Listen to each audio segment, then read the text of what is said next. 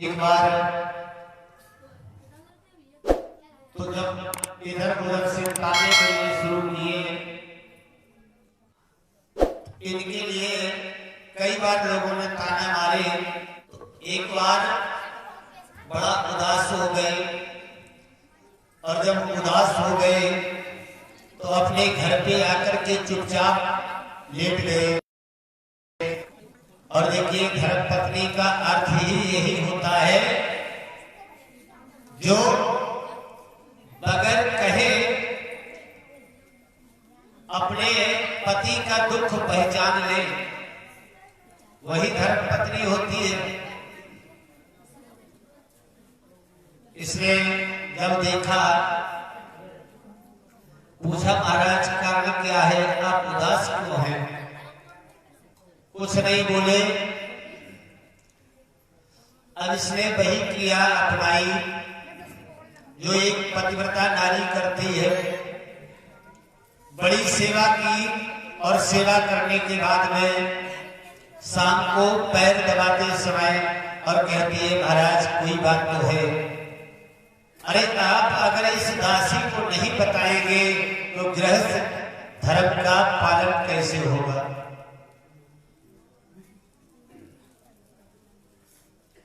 जब इस तरीके से पूछा तो ये राजा ने अपनी बात बताई कि लोग ताना मारते हैं। इसने कहा कि महाराज आप एक काम करो, आप दूसरा विवाह कर लो।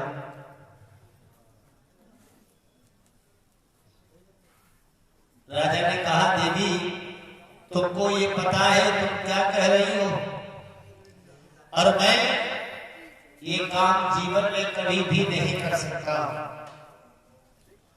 बहुत समझाया कि महाराज वंश चलाना है, अगर उत्तराधिकारी न हो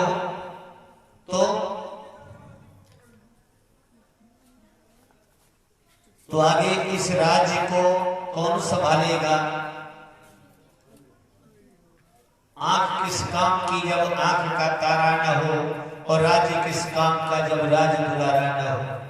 कम से कम एक संतान तो होनी चाहिए। कोई बात नहीं, तो महाराज मैं आपसे निवेदन करती हूँ, आप दूसरा विवाह कर लो। जब और भी लोगों ने समझाया, मंत्री ने भी समझाया, तो राजा ने विवाह किया। और दूसरी पत्नी जो काशी नरेश की पुत्री है, जिसका नाम सुरुचि है, जिसकी वस्तुओं में रुचि हो, वही सुरुचि है। जब विवाह होकर के आया तो इनका जब दरवाजे पे आई, अब इन्होंने, जो एक प्रथा होती है, जब बहू घर पे आती है तो दरवाजे पे पहले उसकी आरती उतारी जाती है। जब आरती उतारने के लिए सुनीति आई, अब देवी जी ने अपना दिमाग लगाया, अपनी बुद्धि का प्रयोग किया कि ये हमारी सास तो है, हो नहीं सकती है इतनी उम्र की, कहीं ऐसा तो नहीं है सौतन हो। तो डोली से नीचे उतरी नहीं, पहला शब्द यही था कि राजन, ये जो आरती लिए हुए खड़ी है, ये कौन है? राजा ने कोई उत्तर नहीं दिया। और देखो, इसका एक कारण ये भी होता है, अगर चोर व्यक्ति होता है या मन में पाप होता है तो अपने आप मौन हो जाता है, और या झूठी तसल्लियां देगा तो कसमें खाता चला जाएगा। दोबारा फिर पूछा, और जब तीसरी बार पूछा तो राजा फिर भी नहीं बोले, सब नीचे झुका करके खड़े हो गए। मंत्री ने हाथ जोड़ करके कहा कि क्षमा करें रानी जी, ये हमारे राजा की पहली धर्म पत्नी है। इन्होंने अपनी डोली बही, बोले ऐसा है हमारी डोली वापस करा लो, भले ही पर सौत के साथ में रहना मंजूर नहीं है। बहुत समझाया मंत्री ने, राजा ने, ये तैयार नहीं हुई। तो अंत में सुनीति ने कहा कि देवी, अरे बहन, मैं तेरी सौत नहीं, मैं तो तेरी बहन बन के रहूंगी, और जब तेरे संतान होगी तो मैं उसको खिलाऊंगी, मुझे सिर्फ 2 रोटी चाहिए, मैं तो दासी हूं। मंत्री ने गलत कह दिया, मैं रानी नहीं, मैं दासी हूं। और देखो, ये बुद्धि अगर धांधली हो तो सही बात समझ में नहीं आती। इसने कहा, राजन देखा तुमने, ये मेरी संतान को खिलाएगी नहीं बल्कि जहर देके मार देगी, इसलिए मुझे रहना पसंद नहीं है। तो राजा ने कहा, भाई दूसरा महल बनवा देते हैं। कहीं नहीं, जब इन्होंने ज्यादा प्रार्थना की, निवेदन किया, तो बोली, जा, अगर तुझे रहना ही है तो खेतों पे रह। सुनीति को खेतों पे एक झोपड़ी डाल दी, और झोपड़ी में एक सेर आटा पहुंचता है। और जब देखो, कोई भी व्यक्ति हो, जब किसी प्रकार का अगर कोई दुख आता है तो समझ लो, फिर अगर याद कोई आता है तो सिर्फ परमात्मा है, भगवान है, और कोई याद नहीं आता। और दूसरा कारण ये भी है कि जब घर में रहेंगे, गृहस्थी में रहेंगे, तो अनेक प्रकार की झंझटें होती है, काम होते हैं। लेकिन जब खेत में अगर झोपड़ी पड़ी है तो विचार करना, झोपड़ी में काम ही क्या है, बनाया खाया और भजन किया, और फिर। लेकिन देखो, वही है कि व्यक्ति अगर ज्यादा दुखी होता है तो वो 2 काम करता है, या तो रोता है, रो करके किसी को याद करता है, और या कई बार ऐसा है कि रोते हुए बड़बड़ाता है, क्या किस्मत है, रोता भी जाता है, अरे हमारा तो कर्म फूट गया, ये हुआ वो हुआ। पर यहाँ इसने कभी कोई शिकवा, कोई गिला नहीं किया, बस भगवान को भोग लगा करके, और जो रूखी सूखी रोटी जैसी भी मिलती है, बस उसी रोटी पे अपनी गुजर की। और देखो, एक बात भाई निश्चित है, भगवान के भजन का प्रभाव जो है वो कभी झूठा नहीं होता है। अगर आपने कर्म किया है तो उसका फल निष्फल नहीं होगा, भले ही कभी भी मिले, लेकिन उसका फल मिलेगा जरूर, ये निश्चित है। अवश्यमेव भोक्तव्यं कृतं कर्म शुभाशुभं, न भुक्तं क्षीयते कर्म कल्पकोटि शतैरपि। भाई, जो आपने किया है वो भुगतना पड़ेगा, चाहे शुभ हो या अशुभ हो, करोड़ों वर्ष बीत जाए, पर किया हुआ कर्म जो है बगैर भुगते कभी नष्ट नहीं होता।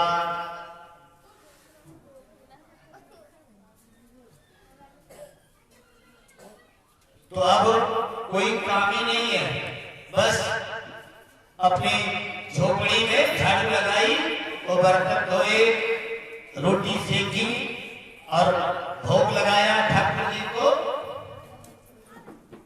और बस जो भी थोड़ा बहुत विश्राम किया, और बताया जो है इस तरीके से ये सुनीति का जीवन यापन हो रहा। एक बार इधर राजा शिकार खेलने के लिए जंगल में गए हैं। अब देखिए, जब नई रानी आई तो नीतियां भी नई नई हो गई। इसने एक आदेश दे दिया कि रात्रि में दरवाजा नहीं खुलेगा राजमहल का, चाहे वो राजा क्यों ना हो। और आज जब राजा जंगल में गए शिकार खेलने के लिए तो पूरा दिन हो गया, कोई शिकार नहीं मिली। रास्ता भटक जाने के कारण जब ये रात्रि के समय घर पे वापस आए, द्वारपालों ने मना कर दिया, बोले तुम्हें ये पता नहीं हम कौन है? तो बोले महाराज तो आपको ये भी पता होना चाहिए आदेश किसका है। भाई आप बाहर के अगर राजा है या मंत्री है, लेकिन घर का गृह मंत्री कौन होता है? तो नौकरों को भी ये बात पता होती है, अगर गृह मंत्री की बात नहीं मानी गई तो समझ लो फिर न्याय काट दी जाएगी। इसलिए भले ही एक बार को मुख्यमंत्री की बात टाल दी जाए, पर गृह मंत्री की बात नहीं टाली जाएगी। अब जब दरवाजा नहीं खुला, एक विचार आया कि अगर नगर में जाए किसी के घर भी विश्राम कर सकते हैं, लेकिन अगर कल कोई बात फैलती है नगर में तो फैलेगी निश्चित कि राजा के रानी ने गेट नहीं खोला तो राजा उसके यहाँ रात्रि में रुके, तो प्रजा के मन में क्या भाव आएगा? अरे जो राजा अपने घर पे शासन नहीं कर पाया तो देश में क्या राजा शासन करेगा? आज इनको वही पहली अपनी धर्मपत्नी सुनीति की याद आई और पुनः लौट करके जंगल में आए।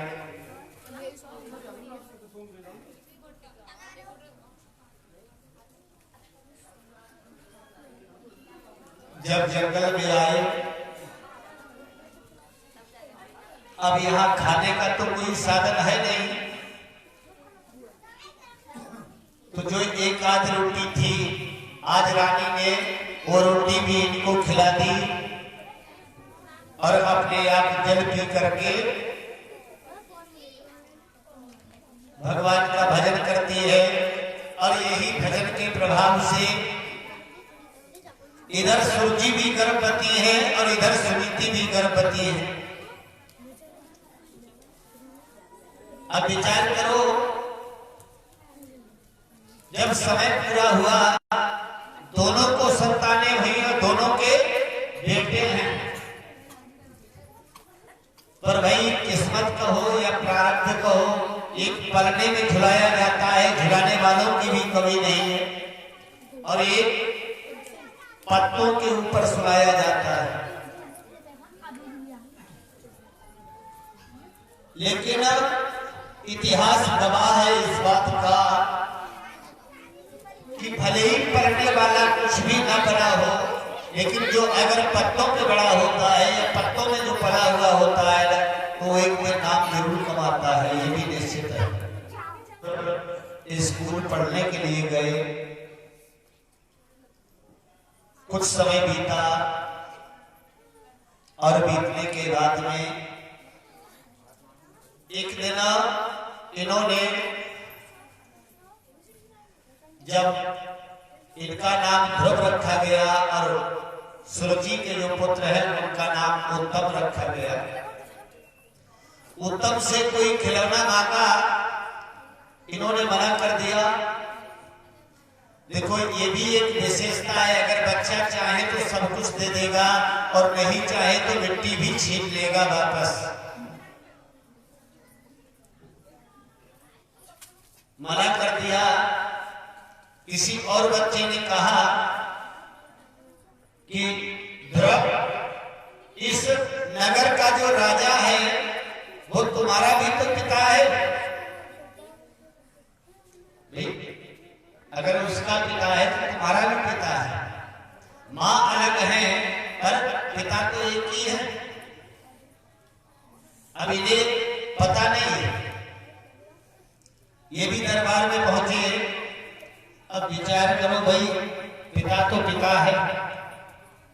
जब अगर छोटा बच्चा आता है तो मां और पिता का क्या हक बनता है? तो गोद में उठाएंगे अगर छोटा बच्चा है,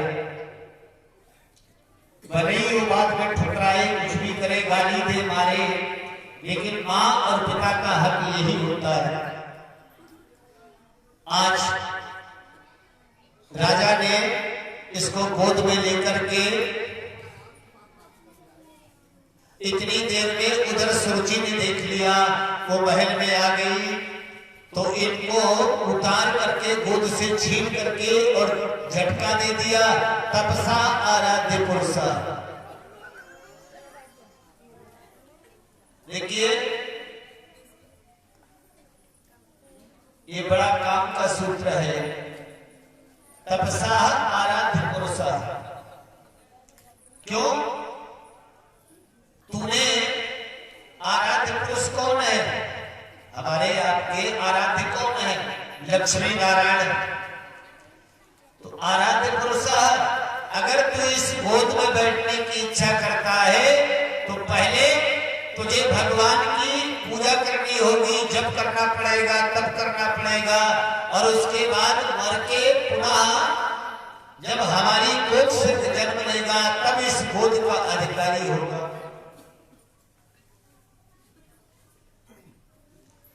अब ये जब रोते हुए आए, माँ ने पूछा तो हकीकत बताई। जब ध्रुव घर से निकले तो जब जाने की जिद की तो माँ ने भी कह दिया कि बेटा, जब अगर तुझे गोदी प्राप्त करनी है तो विचार कर, इतने चक्करों में क्यों पड़ा है? तो ऐसी गोद प्राप्त कर जहां से दोबारा इस गोद की चाहत ही न हो। बोले वो कौन है? तो दुनिया जिसके आगे मस्तक नवाती है और सारा संसार जिसकी गोद में जाने को तरसता है, तो बेटा तू उस परम पिता परमेश्वर की गोद प्राप्त कर। ध्रुव ने उसी समय घर छोड़ दिया और जब आगे बढ़े, राजा को पता चला, सिपाहियों को भेजा कि अगर एक दो शेर आटे में गुजारा नहीं होता है तो दुगना ले लो। पर ध्रुव जो थे वो आगे बढ़ते रहे, कई बार भेजा, और अंत में राजा ने ये भी कहा कि मैं ध्रुव अगर वन को न जाए तो मैं आधा राज्य देने को तैयार हूं। बड़ा सुंदर जवाब दिया कि अभी तो उसके नाम पे निकला हूं, आधा राज्य मिला, अगर वो मिल गया तो फिर क्या मिलेगा? यही तो है, तभी तो आया है। वो परसों सुनाई थी कब, चाह पीली जिन्होंने पीले हुए, चाह छाड़ी जिन्होंने रसीले हुए, चाह जी से लगी जी जरा हो गया, और चाह हर से लगी जी हरा हो गया। चाह इसकी हमको हरदम सदा चाहिए, और ये अगर हमको चाहे तो और क्या चाहिए? जिसको परमात्मा अगर चाहने लगे तो फिर उसको जरूरत क्या है दुनिया में?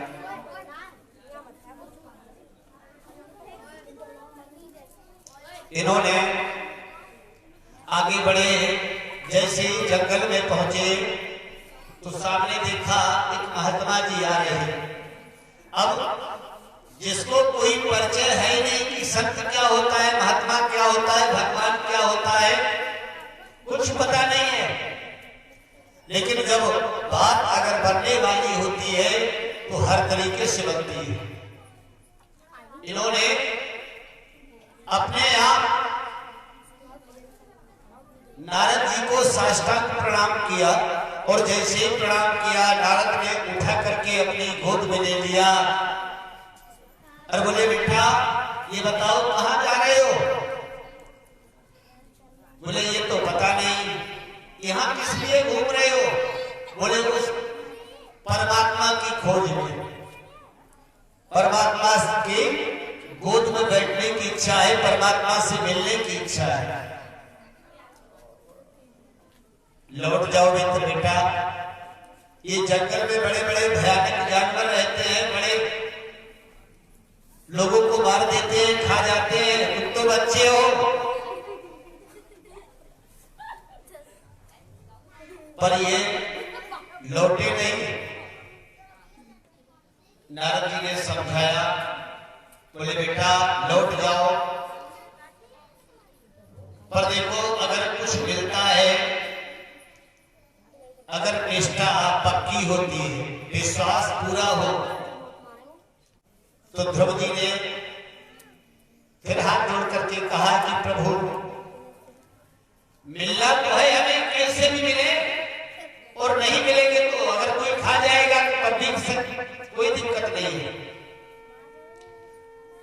फिलहाल पीछे लौटने वाले नहीं है। इन्होंने एक मंत्र दिया, बड़ा अद्भुत मंत्र है, जिसमें 12 अक्षर है, द्वादशाक्षर मंत्र जिसको कहा गया, ओम नमो भगवते वासुदेवाय। तो अब देखा कि ये सत्पात्र है, यानी योग्यता का पात्र है, तो इसीलिए देखो विद्या के लिए क्या कहा गया है, बोले विद्या धनम सर्वधनम प्रधानम, सबसे वो है, लेकिन कुपात्रम दिए दानम विफलम पांडुनंदना, भगवान ही कहते हैं वो चाहे विद्या का दान हो और चाहे किसी का भी दान हो, कभी कुपात्र को दान मत देना, वो बेकार है। और अगर सुपात्र है तो उससे फिर छुपाना नहीं चाहिए। जब मंत्र दिया और कहा कि बेटा अगर तुम्हारा भरोसा पक्का है और अगर तुमको विश्वास है तो जाओ, तुम्हारी निष्ठा और भक्ति अगर सच्ची है तो तुमको परमात्मा के दर्शन अवश्य होंगे, और ये जाकर के मंत्र जपो। ध्रुव जी महाराज पहुंचे, गंगा जी में स्नान किया, और किस तरीके से त्राकांते सबसे पहले जब समाधि लगाई तो 3 दिनों के बाद में उठे एक जगह से। ध्रुव जी महाराज ने दूसरे महीने में क्या क्रिया अपनाई, 3 दिन के बाद में एकदम दुगना कर दिया, 6-6 दिन की समाधि लगाते हैं।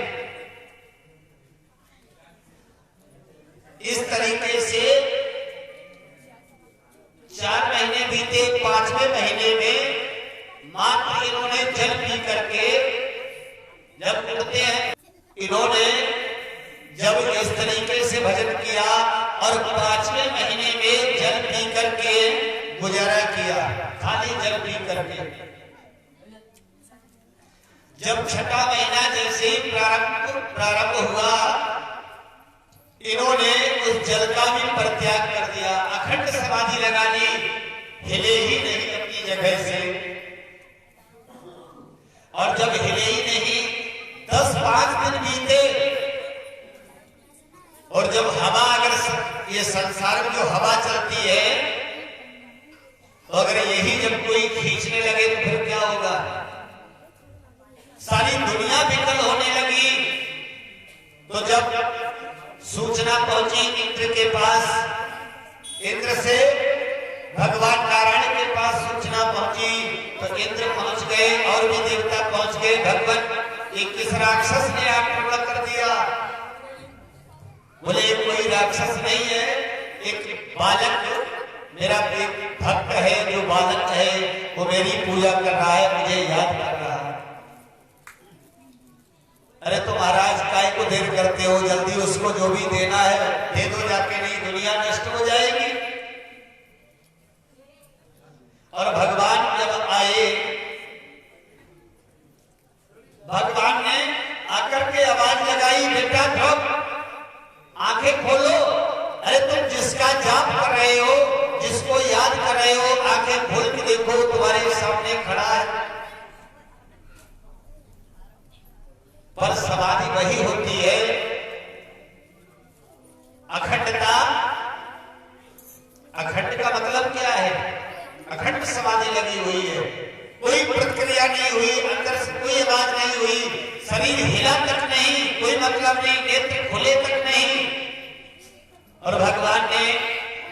देखा ये ऐसे बोलेंगे नहीं, ये समाधि में लीन है। तो ध्रुव ने जो भगवान की मूर्ति अपनी उस जिस छवि को अपने हृदय में बसाया था, उस छवि को जब बाहर खींचा है तो एकदम ऐसे विकल हो गए जैसे एक मछली को अगर जल से अलग कर दो तो बिलबिलाती है, फड़फड़ाती है, तड़पने लगे। भगवान ने देखा तो कहा बेटा तुम जिसके लिए याद कर रहे, जिसके लिए तुमने अखंड तप किया, मैं वही हूं।